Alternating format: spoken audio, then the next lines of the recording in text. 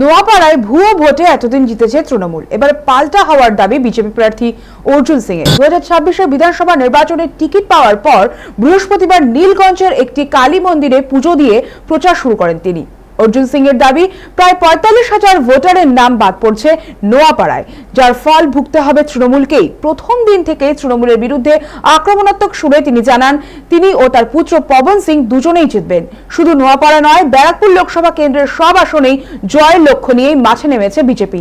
তৃণমূল প্রার্থীকে কটাক্ষ, পার্থ ভৌমিকের বিরুদ্ধে কারচুপির অভিযোগ, সব মিলিয়ে শুরু থেকেই চড়তে শুরু করেছে রাজনৈতিক পারদ। তবে সিপিএম প্রার্থী গার্গী চ্যাটার্জি সম্পর্কে সৌজন্যমূলক মন্তব্য করেন অর্জুন সিং। এদিন আত্মবিশ্বাসী কণ্ঠে তিনি স্পষ্ট জানিয়ে দেন, এইবার রাজ্যে ক্ষমতায় আসছে ভারতীয় জনতা পার্টি।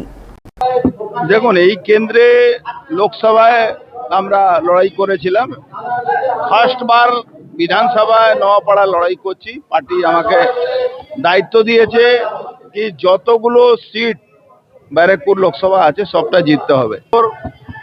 আমার জীবনে 19 বছর বয়স থেকে আমি রাজনীতি করি।